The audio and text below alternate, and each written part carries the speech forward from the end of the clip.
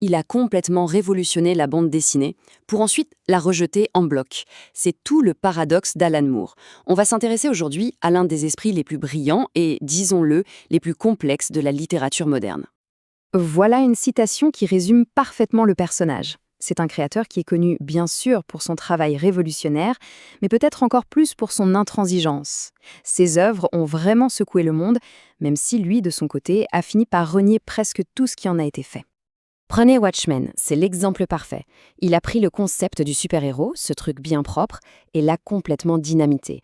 Il nous a montré des personnages névrosés, pleins de failles, et au fond, terriblement, dangereusement humains. Ou encore V pour Vendetta. Il imagine cette société fasciste, terrifiante, et sans forcément le vouloir, il offre un visage, un masque, qui va devenir le symbole de la contestation partout dans le monde. Et puis il y a From Hell.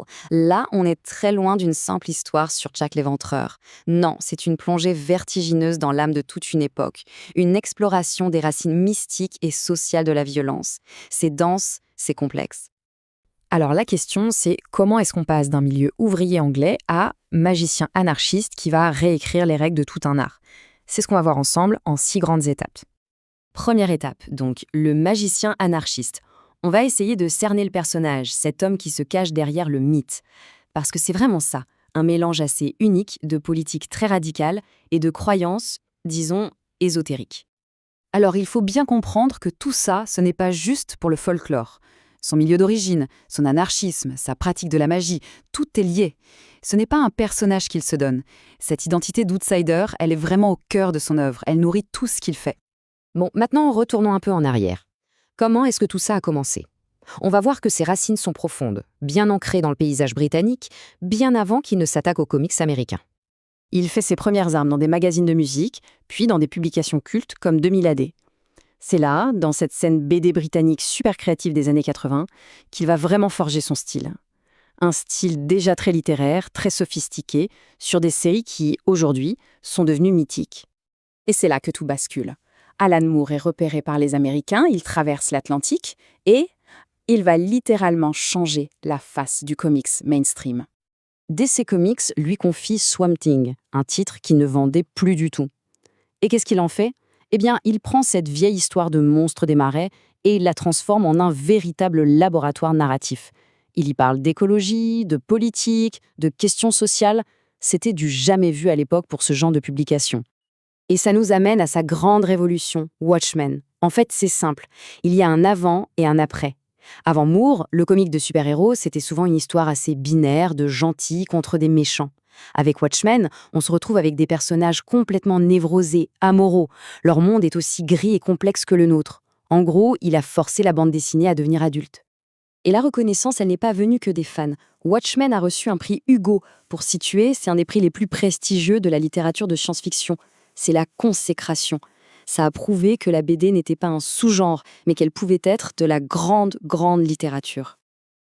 Alors, on pourrait croire qu'à ce moment-là, c'est le début d'une longue et belle histoire avec l'industrie. Eh bien, pas du tout. C'est même tout l'inverse. Au sommet de sa gloire, Moore va claquer la porte de cette même industrie qu'il venait de transformer.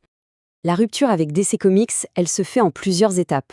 Il y a des désaccords sur les produits dérivés, sur les droits d'auteur, mais au fond, le problème est bien plus profond. Ce n'est pas qu'une histoire de gros sous, c'est une question de principe. Pour Moore, il s'agit de l'intégrité de l'œuvre et du respect des créateurs. Qui contrôle l'art? C'est ça la vraie question. Donc voilà, il tourne le dos à Marvel et DC. Et libéré de ces contraintes, son travail va devenir encore plus personnel, encore plus radical et ambitieux. C'est la période des chefs-d'œuvre indépendants. From Hell, cette immense fresque sur Jack l'Éventreur, Lost Girls, une œuvre érotique et littéraire très controversée, ou encore Promethea, qui est carrément un traité de magie et de mysticisme en 32 épisodes. À chaque fois, il pousse le langage de la BD dans ses derniers retranchements. Et ça nous amène à une idée centrale chez lui, la magie. Pour Moore, la magie, ce n'est pas des tours de passe-passe. C'est l'idée que l'art, les mots, les symboles peuvent réellement changer la réalité, façonner le monde. L'écrivain devient une sorte de magicien. C'est une vision assez fascinante de la création. Ce qui nous amène à la dernière partie, l'héritage. Que reste-t-il d'Alan Moore aujourd'hui? Surtout quand on sait que cet homme s'est volontairement mis en marge de la culture qu'il a lui-même aidé à façonner. D'un point de vue critique, c'est indiscutable. Il a gagné 9 fois le prix Eisner du meilleur scénariste. C'est un peu les Oscars de la BD.